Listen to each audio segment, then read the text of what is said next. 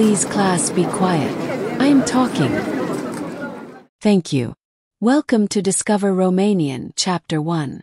My name is Ada, your AI instructor. I'm going to read a short story to introduce first Romanian words. Îmi amintesc când țara mea era comunistă. Îmi petreceam verile în Munții Carpați, într-un sat mic. Am văzut o carte cu un ou în cuib și o găină cuibărind. We are learning. An egg in Romanian you say. Un ou.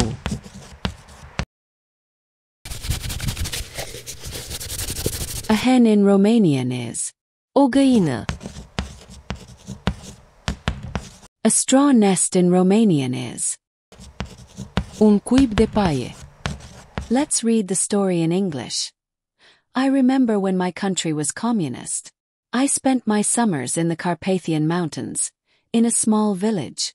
I saw a book with an egg in a nest and then a hen nesting.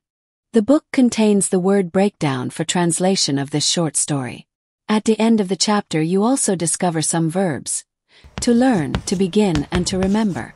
Read with me the conjugation. A învăța. Singular. 1 eu învăț. 2 tu înveți. 3 masculin.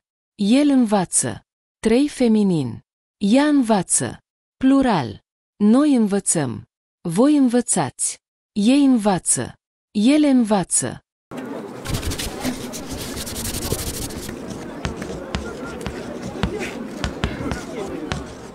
Verb to begin. Se spune la infinitiv. A începe. Prezent singular. Eu încep. Tu începi. El începe. Ea începe. Plural. Noi începem. Voi începeți. Ei încep. Ele încep.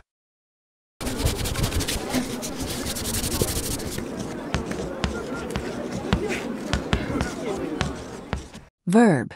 To remember. Reflexive mood. You say. Aș aminti. Prezent singular. Eu îmi amintesc. Tu îți amintești. Ea își amintește. Plural. Noi ne amintim. Voi vă amintiți. Ele își amintesc. Mulțumesc pentru atenție. Lecția s-a terminat. La revedere!